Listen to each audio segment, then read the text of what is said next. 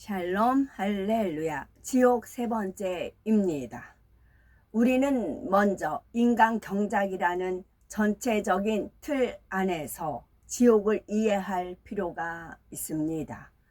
지옥 설교를 하는 목적은 단순히 지옥의 두려움을 알게 하는 것이 아닙니다.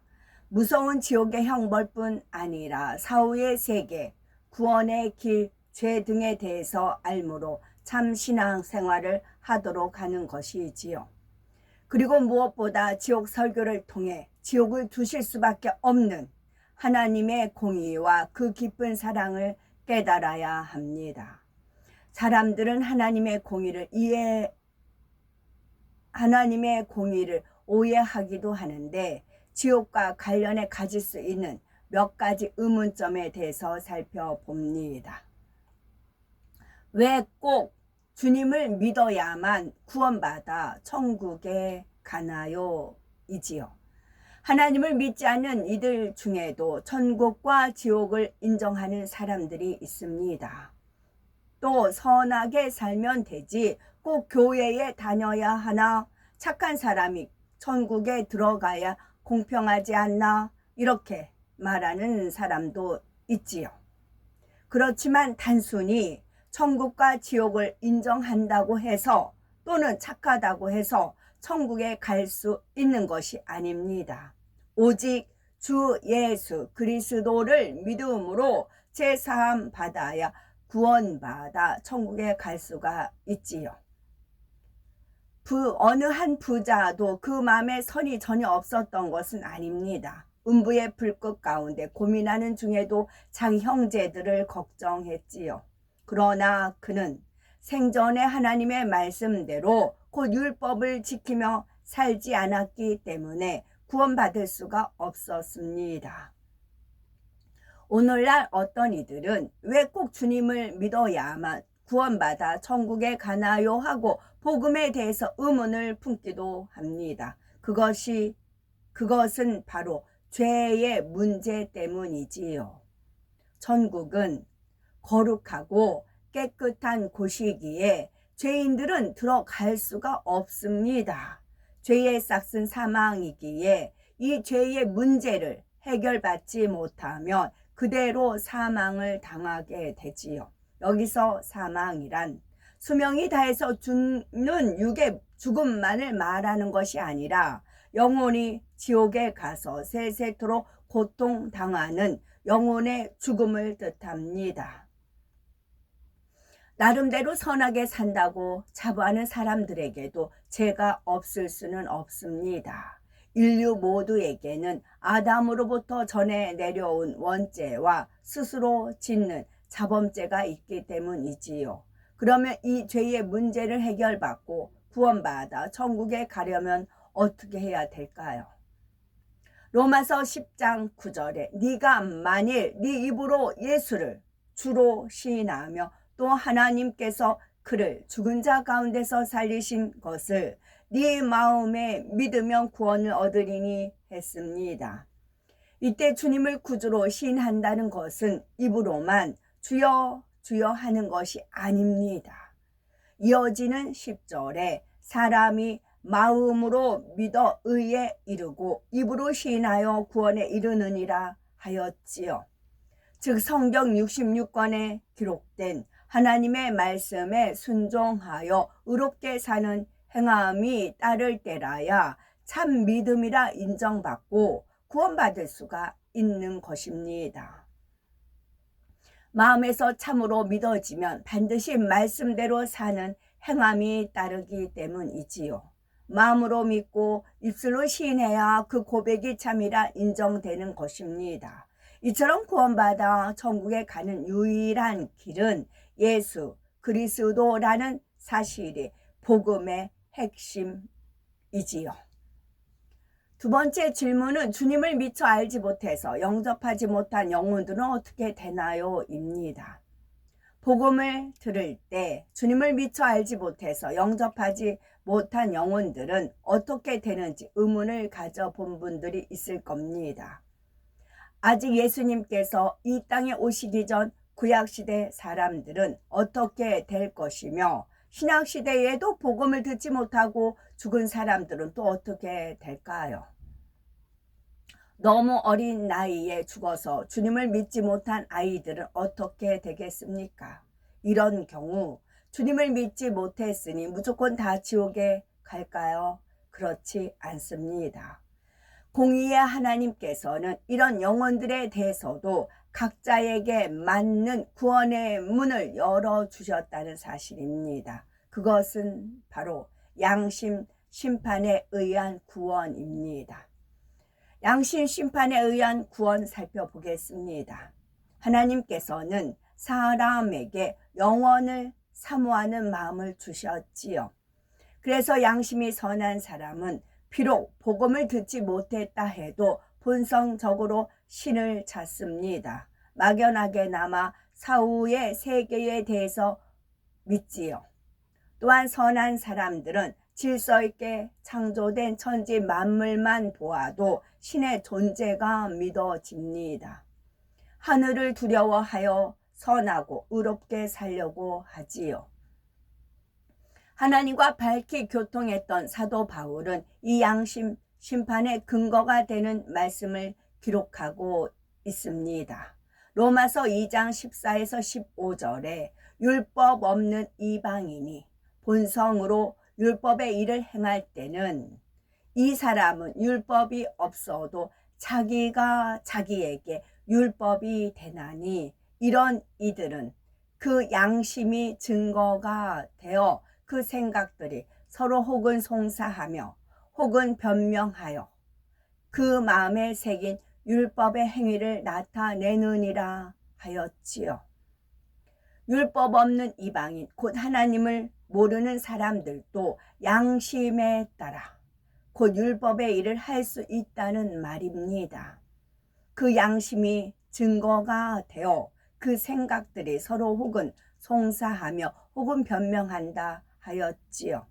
즉 양심이 선한 사람은 양심에 어긋나는 일을 하면 마음에 찔립니다. 자신의 양심에 송사를 받는 것이지요. 복음을 듣지 못했을 때도 이런 마음인데 복음을 들었다면 당연히 믿고 주님을 영접하지 않았겠습니까? 그러므로 하나님께서는 이들이 주님을 모른다고 하여 그냥 지옥에 가게 두시는 것이 아니라 천국에 받아주시는 것입니다. 그러나 양심이 선하지 않은 사람들은 똑같은 상황이나 환경을 줘도 하나님을 찾지 않습니다. 정욕을 따라 죄 가운데 살아가지요. 복음을 들어도 믿지 않았을 것이고 그 악한 마음에 따라 지옥에 가게 되는 겁니다. 이때 사람으로서는 누구는 구원받았고 누구는 못 받았다라고 정확하게 구분할 수는 없습니다. 오직 전지전능하신 하나님만이 각 사람의 깊은 마음, 그 중심을 보심으로 정확하게 심판하실 수가 있습니다. 이때 바로 알아야 할 것은 예수 그리스도에 대해 알고도 믿지 않은 사람들은 처음부터 양심 심판의 대상이 아니라는 점입니다. 이들은 당연히 구원받을 수가 없지요. 그러므로 먼저 구원받은 하나님의 자녀들은 도저히 구원받을 가능성이 없어 보이는 사람이라도 열심히 전도해야 합니다. 그만큼 그들에게 구원받을 기회가 더 많이 주어지기 때문이지요. 복음 전파의 사명이 얼마나 중요한지 다시 한번 깨닫게 되는 것입니다. 그러면 양심 심판으로 구원받는 절차 살펴보겠습니다. 구약시대 주님께서 오시기 이전의 사람들은 어떻게 구원받았을까요? 이들은 크게 두 부류로 나눌 수가 있습니다. 바로 하나님의 선민 이스라엘과 이스라엘 민족 이외의 이방인들이지요. 하나님께서는 이스라엘 백성을 출애굽시키신 후 모세를 통해 율법을 주셨습니다. 구약시대 이스라엘 백성은 이 율법을 지켜 행함으로써 구원받았지요. 반면에 하나님을 모르고 율법을 모르는 이방인들은 양심 심판에 의해서 구원 여부가 정해졌습니다. 이들의 영혼은 예수님께서 부활하시기 전까지 윗음부에 머물러 있었지요. 그리고 때가 되어 예수님께서 십자가를 지신 후 윗음부에 가셔서 이들에게 구원의 도를 전하셨습니다. 그리하여 윗음부에 있던 영혼들도 동일하게 주님 보혈의 공로를 힘입어 구원받은 것입니다. 신약시대 복음을 듣지 못하고 죽은 영혼들은 어떻게 구원받았을까요? 주님께서 오신 뒤에도 온 세계에 곧바로 복음이 전파된 것은 아닙니다. 또 이런저런 상황으로 복음을 접하지 못한 사람들이 존재하지요. 이들도 양심에 따라 구원 여부가 결정됩니다. 이들은 죽은 후 윗음부에 머무는 3일 동안 예수 그리스도에 대해서 배우지요. 그리고 주님을 영접한 후에는 낙원에 있는 구원받은 영혼들의 대기 장소로 갑니다. 어린 나이에 죽은 아기들과 같이 스스로 주님을 영접할 수 없는 영혼들은 그러면 어떻게 구원을 받을까요? 아무리 어리다고 해도 심판은 불가피합니다. 죽으면 천국이냐 지옥이냐 가야만 하는 것이지요. 사람의 영혼은 영원 불멸의 존재이므로 육의 생명이 끊어져도 영혼은 소멸하지 않기에 천국이나 지옥으로 가야만 하는 것입니다. 그 대신 어린아이들의 경우는 어른들의 구원의 기준이 다릅니다. 어린아이들은 어른보다 사리를 분별하는 능력이 미숙하고 어른들처럼 자기 의지대로 행동하기도 어렵지요. 가장 먼저 태아의 상태에서 유산되어 죽은 경우는 어떤 기준에 따라 구원받는지 살펴보겠습니다. 정자와 난자가 결합하여 잉태되었다 해도 5개월이 다 차기까지는 그 몸에 영혼이 깃들지 않습니다. 5개월이 다 차고 6개월에 접어들 때 영혼이 깃듭니다. 성경에도 보면 누가복음 1장에 세례 요한이 잉태된 지 6개월 된 때 동정녀 마리아가 세례 요한을 잉태한 지 6달 된 엘리사벳을 찾아가 문안합니다. 그러자 마리아의 문안하는 소리를 듣고 복중에 세례 요한이 뛰놀았다 했지요. 태아의 몸에 영혼이 깃들기 전에 곧 5개월이 다 차기 이전에 유산되었을 때는 천국과 지옥 어느 쪽에도 해당하지 않습니다.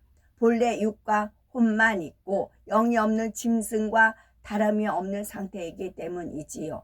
짐승은 죽으면 천국이나 지옥에 가는 것이 아니라 그대로 소멸합니다. 그러면 어떤 사람들은 아직 영혼이 주어지지 않은 5개월 이전에 태아를 낙태시키는 일은 죄가 안 되지 않을까라고 생각할 수 있겠지요. 그러나 영혼의 유무를 떠나서 사람의 생명을 주관하실 권세는 오직 하나님께만 있다는 사실입니다. 사랑의 아버지 하나님께서는 우리가 잉태되기도 전에 우리를 아셨지요. 또한 주의 책에 기록하실 정도로 우리의 앞날에 대한 좋은 생각과 계획을 이미 다 갖고 계셨습니다. 이런 것을 생각할 때 비록 태아라도 감히 피조물인 사람이 그 생명을 주관할 권세는 없는 것입니다. 또한 정욕을 쫓아 쾌락을 추구하며 방탕하게 살다가 낙태하는 경우는 하나님의 뜻에 더욱 합당하지 않습니다. 잉태한 지 6개월 이상 된 아이를 낙태하면 하나님과의 사이에 큰 죄의 담이 쌓이게 되지요. 6개월 이후부터는 태아의 영혼이 주어진 상태이므로 장성한 사람을 살인하는 것과 마찬가지입니다. 그로 인해서 가지가지 시험 환란이 따르므로 고통받게 됩니다. 이 죄의 문제를 해결하지 못하고 계속 더 죄의 담을 쌓아가게 되면 결국 원수마귀 사단의 송사로 인해 돌이키기 어려울 지경에 이를 수도 있습니다. 하지만 예전에 이와 같은 일이 있었다고 해도 이제는 진리를 알았으니 철저히 통해 자복하고 회개에 합당한 열매를 맺어 하나님과의 사이에 막힌 담을 다 헐어버리심으로 참 평안 가운데 거하셔야 되겠지요. 공의로우신 하나님께서는 구원받을 약간의 가능성이라도 있다면 어찌하든 구원해 주려고 하십니다. 그래서 양심 심판이라는 것을 두신 것이지요.